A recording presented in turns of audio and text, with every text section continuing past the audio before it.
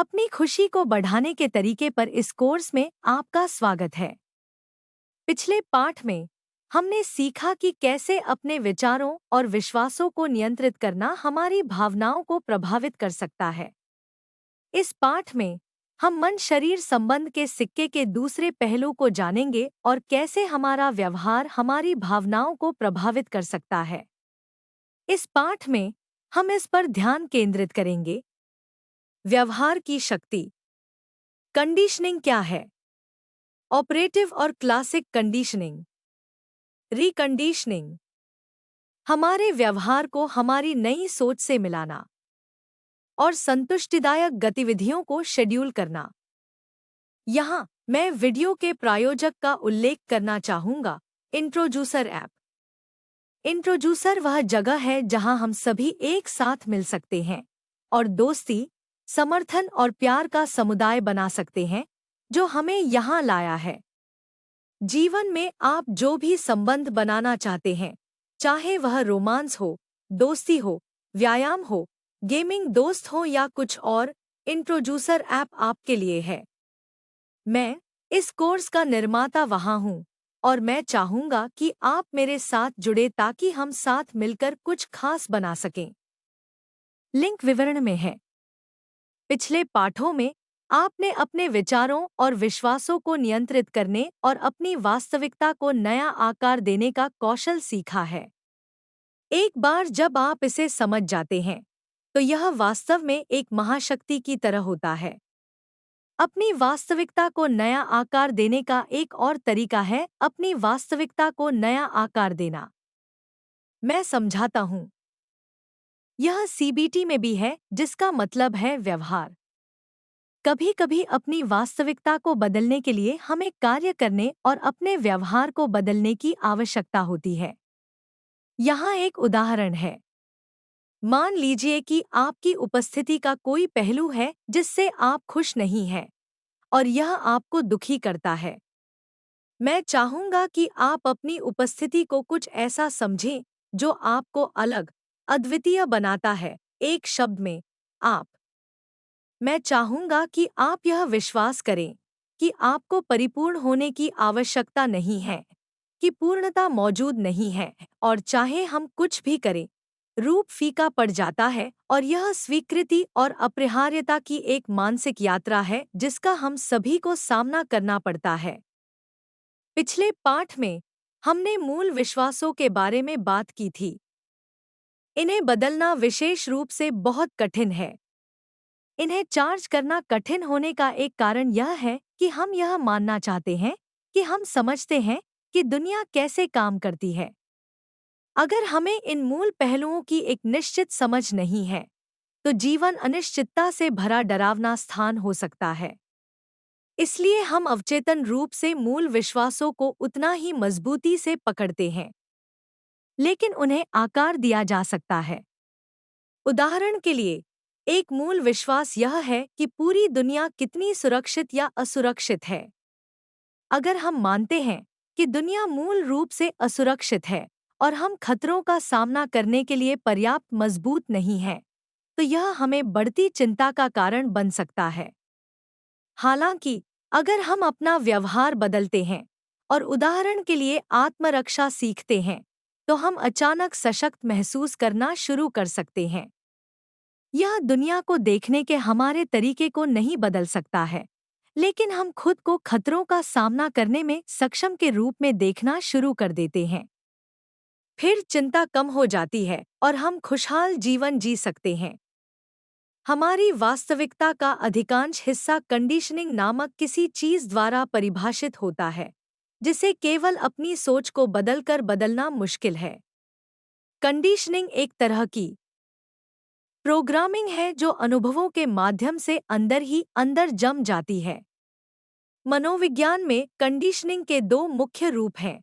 एक co operative conditioning कहा जाता है और दूसरे को क्लासिक कंडीशनिंग कहा जाता है। अब हम इनके बारे में जानेंगे। या आप एक नया वार्डरोब खरीद सकते हैं, या बाल कटवा सकते हैं, कुछ व्यायाम कर सकते हैं, टोन अप कर सकते हैं और टैन करवा सकते हैं। यह कभी-कभी विचारों की कठिन लड़ाई से लड़ने के बजाय कार्यों से समस्या का सामना करना है। एक और उदाहरण यह है कि आप सोच सकते हैं कि आपके पास कोई प्रतिभा नहीं है, आप बेकार, अनाकर्षक, सादे, उबाऊ आदि हैं। मैं चाहूंगा कि आप उन सभी तरीकों को खोजें जिनमें आप वास्तव में अद्भुत हैं, और हमें मीडिया में दिखाई देने वाली सभी प्रतिभाओं से मेल खाने की जरूरत नहीं है, और आपको यह एहसास होना चाहिए कि आपके पास आंतरिक मूल्य है। या आप बस एक संगीत वाद्ययंत्र सीखना शुरू कर सकते हैं और कड़ी मेहनत के माध्यम से कुछ कौशल विकसित कर सकते हैं। मैं जो कहने की कोशिश कर रहा हूँ वह यह है कि हमारी सोच को बदलना शक्तिशाली है और वास्तव में हमारी वास्तविकता को बदल सकता है। बहुत बार अन्य समय में अपने व्यवहार को बदलने से वही प्रभाव मिल सकता है। इसलिए इसे संज्ञानात्मक व्यवहार थेरेपी कहा जाता है। कभी-कभी संज्ञानात्मक हिस्सा पर्याप्त होता है और कभी-कभी व्यवहार हिस्सा पर्याप्त होता है, लेकिन दोनों का संयोजन वास्तव में शक्तिशाली होता है। ऑपरेंट कंडीशनिंग बीएफ स्किनर द्वारा विकसित एक मनोवैज्ञानिक अवधारणा है जो इस बात पर ध्यान केंद्रित करती है कि व्यवहार अपने परिणामों से कैसे प्रभावित होता है। सरल शब्दों में, यह पुरस्कार और दंड के माध्यम से सीखने के बारे में है। जब किसी व्यवहार के बाद सकारात्मक परिणाम, पुरस्कार, होता है, तो उसके दोहराए जाने की संभावना अधिक होती है। इसके विपरीत, यदि किसी व्यवहार के बाद नकारात्मक परिणाम, दंड, होता है, तो उसके दोहराए जाने की संभावना कम होती है। यह प्रक्रिया समय के साथ व्यवहार को आकार देती है, क्योंकि मनुष्य और जानवर दोनों ही सीखते हैं कि कौन सी क्रियाएं अनुकूल परिणाम देती हैं और कौन सी नहीं। उदाहरण के लिए, कल्पना करें कि एक जिज्ञासु बच्चा बहुत ही दिलचस्प लाल गर्म स्टोव की ओर अपना हाथ बढ़ाता है। वह बच्चा बहुत जल्दी उस लाल गर्म स्टोव को दर्द और खतरे से जोड़ने वाला है। और यही ऑपरेटिव कंडीशनिंग है। क्लासिकल कंडीशनिंग एक मनोवैज्ञानिक अवधारणा है जिसकी खोज रूसी फिजियोलॉजिस्ट इवान पावलोव ने की थी। इसमें एक तटस्थ उत्तेजना को एक अनैच्छिक प्रतिक्रिया के साथ जोड़ना शामिल है ताकि अंततः एक समान प्रतिक्रिया उत्पन्न हो सके। सरल शब्दों में, यह एक चीज को दूसरी चीज से जोड़ना सीखने के बारे में है। पावलोव ने कुत्तों को घंटी की आवाज को भोजन से जोड़ने के लिए प्रसिद्ध रूप से कंडीशन किया। हर बार जब वह कुत्तों को खाना देता, तो वह घंटी बजाता। खाना आता है, घंटी बजती है। आखिरकार, अकेले घंटी ही कुत्तों को भोजन की प्रत्याशा में लार टपकाने के लिए पर्याप्त होगी। आसपास कोई भोजन न होने पर भी घंटी की आवाज सुनकर ही कुत्तों के भीतर प्रतिक्रिया पैदा हो जाती है, चाहे उनके मन में कोई विचार हो या न हो। हमारे जीवन की चीजों के लिए भी यही कहा जा सकता है। क्लासिकल कंडीशनिंग मनुष्यों और जानवरों में कई स्वचालित प्रतिक्रियाओं की व्याख्या करती है। उदाहरण के लिए, यदि आप एक विशिष्ट रिंगटोन, कंडीशन उत्तेजना, सुनते हैं और खुश महसूस करते हैं, कंडीशन प्रतिक्रिया, क्योंकि इसका मतलब आमतौर पर किसी प्रियजन से कॉल होता है, बिना शर्त उत्तेजना, तो यह क्रिया में क्लासिकल कंडीशनिंग है। अब यह थोड़ा जटिल है, इसलिए मेरे साथ बने रहिए। कभी-कभी जीवन में ऐसी चीजें होती हैं जो उस कुत्ते की घंटी की तरह काम करती हैं।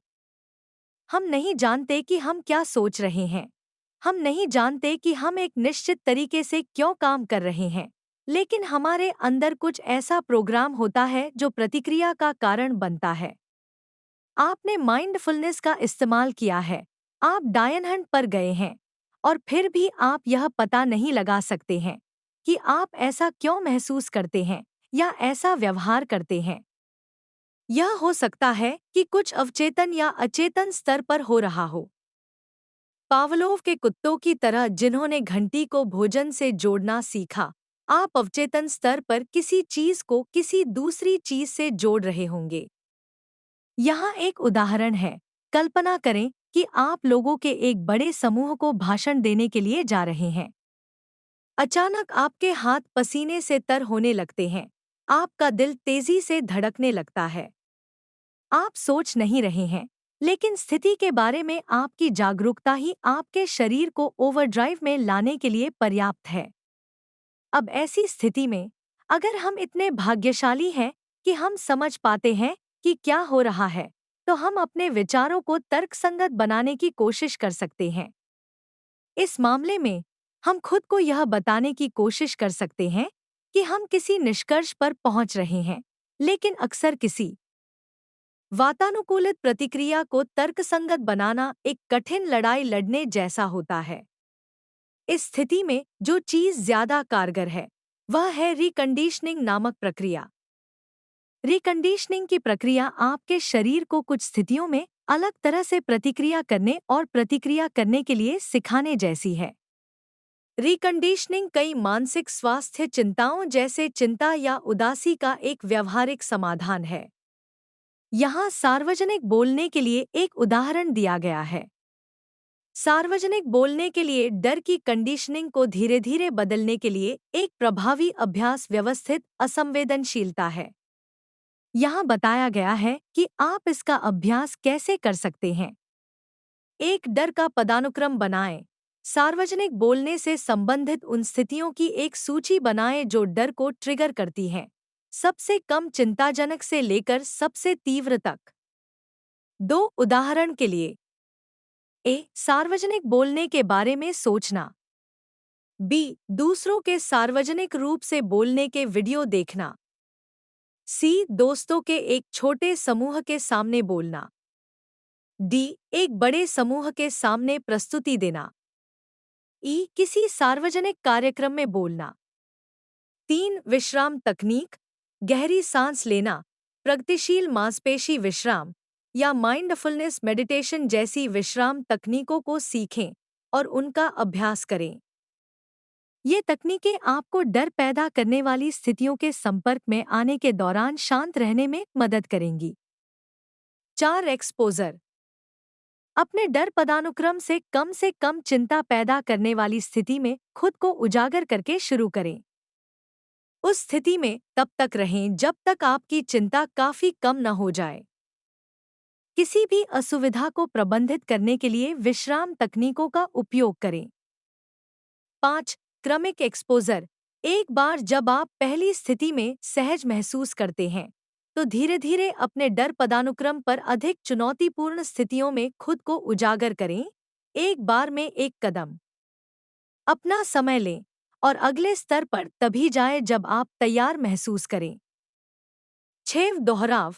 डर की प्रतिक्रिया कम होने तक प्रत्येक स्थिति के संपर्क को कई बार दोहराएं। सार्वजनिक बोलने के डर के प्रति खुद को असंवेदनशील बनाने के लिए लगातार अभ्यास करना महत्वपूर्ण है। 7 सकारात्मक सुदृढ़ीकरण।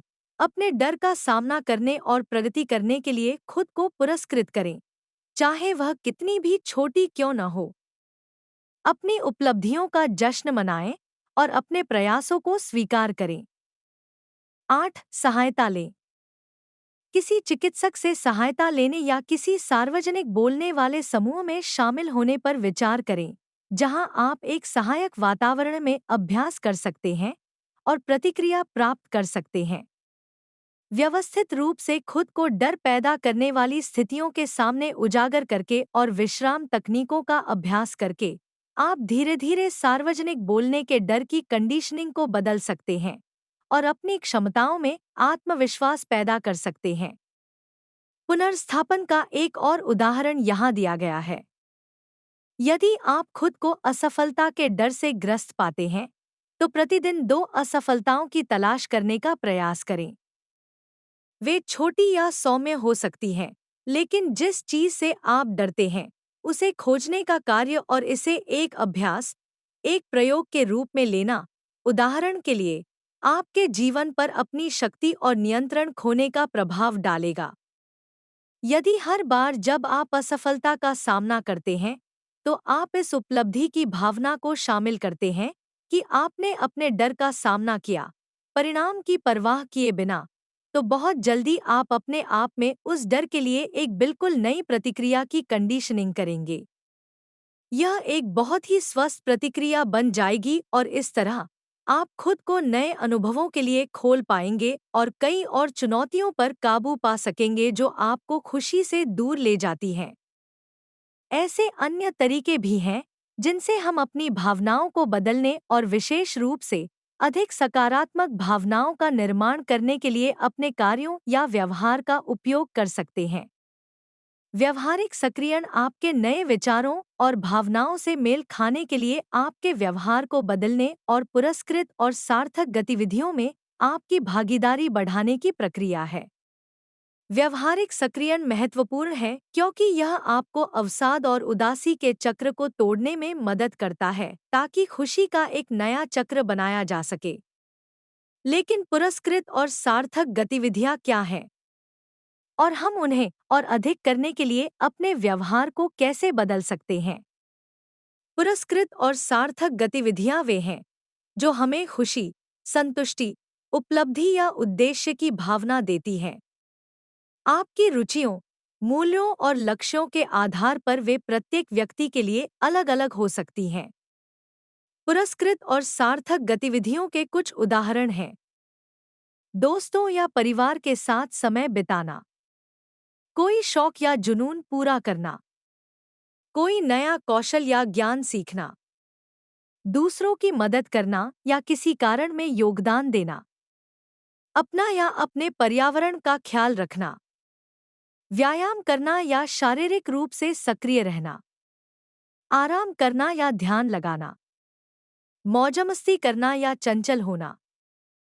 पुरस्कारपूर्ण और सार्थक गतिविधियां हमारे मूड को बेहतर बनाने, हमारे तनाव को कम करने, हमारे आत्मसम्मान को बढ़ाने, हमारे रिश्तों को बेहतर बनाने और हमारे जीवन को समृद्ध बनाने में हमारी मदद कर सकती हैं।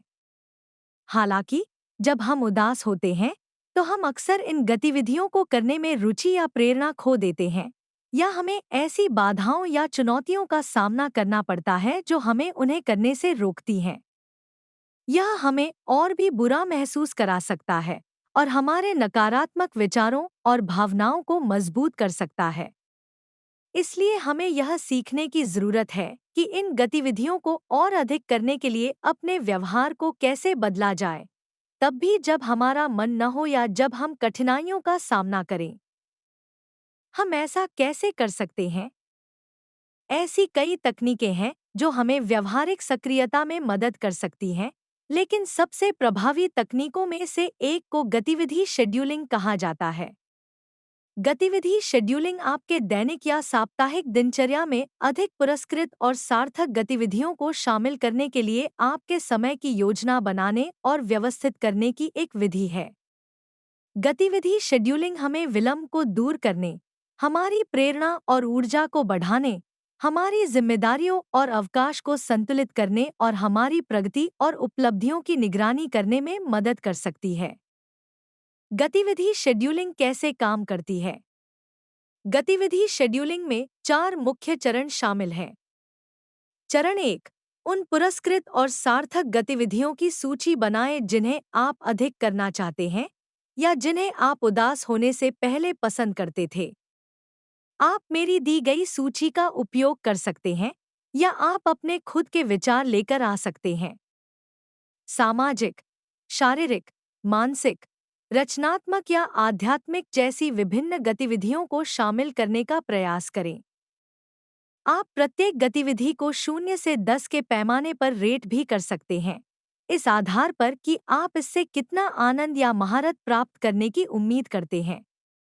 आनंद वह है जो आपको गतिविधि से कितना मजा या आनंद मिलता है, और महारत वह है जो आपको गतिविधि से कितना कौशल या उपलब्धि मिलती है।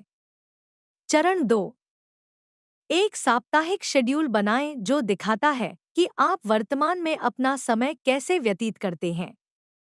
ऐसा करने के लिए आप कैलेंडर, प्लानर या वर्कशीट का उपयोग कर सकते हैं। जितना संभव हो सके उतना सटीक और विस्तृत होने की कोशिश करें और एक सामान्य सप्ताह में आप जो भी गतिविधियां करते हैं, जैसे काम, स्कूल, घर के काम, नींद, भोजन आदि को शामिल करें। आप प्रत्येक गतिविधि को 0 से 10 के पैमाने पर रेट भी कर सकते हैं, इस आधार पर कि आपको वास्तव में इससे कितना आनंद या महारत मिलती है। इससे आपको यह देखने में मदद मिलेगी कि आपके वर्तमान व्यवहार आपके मूड और कल्याण को कैसे प्रभावित करते हैं। चरण 3। अपने साप्ताहिक शेड्यूल के साथ पुरस्कृत और सार्थक गतिविधियों की अपनी सूची की तुलना करें और अपनी दिनचर्या में इनमें से अधिक गतिविधियों को जोड़ने के लिए अंतराल या अवसरों की तलाश करें। आप प्रति सप्ताह 1 या 2 गतिविधियों से शुरू कर सकते हैं और धीरे धीरे आवृत्ति और अवधि बढ़ा सकते हैं, क्योंकि आप अधिक सहज और आत्मविश्वास महसूस करते हैं। आप उन कुछ गतिविधियों को संशोधित करने या बदलने के तरीकों की भी तलाश कर सकते हैं जो आपको उबाऊ, तनावपूर्ण या अतृप्त लगती हैं। अधिक पुरस्कृत और सार्थक लोगों के साथ यथार्थवादी और लचीला बनने की कोशिश करें और खुद को असफलता या निराशा के लिए तैयार न करें। याद रखें, लक्ष्य वह सब करना है जो आपको खुश करता है, न कि सब कुछ सही तरीके से करना। चरण 4। जितना हो सके अपने नए शेड्यूल का पालन करें और अपने मूड और व्यवहार पर नजर रखें। ऐसा करने के लिए आप डायरी, जर्नल या वर्कशीट का उपयोग कर सकते हैं। रिकॉर्ड करने की कोशिश करें कि आप कैसा महसूस करते हैं और हर दिन क्या करते हैं और वे एक दूसरे से कैसे संबंधित हैं। आप प्रत्येक गतिविधि को 0 से 10 के पैमाने पर रेट कर सकते हैं, इस आधार पर कि आपको वास्तव में इससे कितना आनंद या महारत मिली। इससे आपको यह देखने में मदद मिलेगी कि आपके नए व्यवहार आपके मूड और सेहत को कैसे प्रभावित करते हैं और आवश्यकतानुसार समायोजन या सुधार कर सकते हैं। इन चरणों का पालन करके आप गतिविधि शेड्यूलिंग का अभ्यास कर सकते हैं और देख सकते हैं कि यह व्यवहारिक सक्रियण में आपकी कैसे मदद कर सकता है। लेकिन आगे बढ़ने से पहले मैं चाहता हूं कि आप एक और सरल अभ्यास करें। मैं चाहता हूं कि आप एक ऐसी पुरस्कृत और सार्थक गतिविधि चुनें जिसे आप और अधिक करना चाहेंगे या जिसे आप उदास होने से पहले पसंद करते थे। यह कुछ भी हो सकता है, बड़ा या छोटा, जो आपको अच्छा महसूस कराता है या आपको उद्देश्य की भावना देता है। फिर मैं चाहता हूं कि आप अगले सप्ताह में यह गतिविधि कब, कहां और कैसे करेंगे, यह लिखें। आप इसमें मदद के लिए स्मार्ट लक्ष्य रूपरेखा का उपयोग कर सकते हैं। स्मार्ट का अर्थ है विशिष्ट, मापने योग्य, प्राप्त करने योग्य, प्रासंगिक और समयबद्ध। हो गया? बढ़िया। अब उस गतिविधि और लक्ष्य को देखें जिसे आपने लिखा है और अपने आप से ये प्रश्न पूछें। मैं इस गतिविधि को करने से पहले, उसके दौरान और बाद में कैसा महसूस करने की उम्मीद करता हूँ? इस गतिविधि को करने के संभावित लाभ और चुनौतियाँ क्या हैं? मैं उन चुनौतियों या बाधाओं को कैसे दूर कर सकता हूँ या उनका सामना कर सकता हूँ जो मुझे इस गतिविधि को करने से रोक सकती हैं? मैं इस गतिविधि को करने के लिए खुद को कैसे पुरस्कृत या सम्मानित कर सकता हूँ? इन प्रश्नों के बारे में सोचने के लिए कुछ मिनट निकालें और अपने उत्तर लिखें।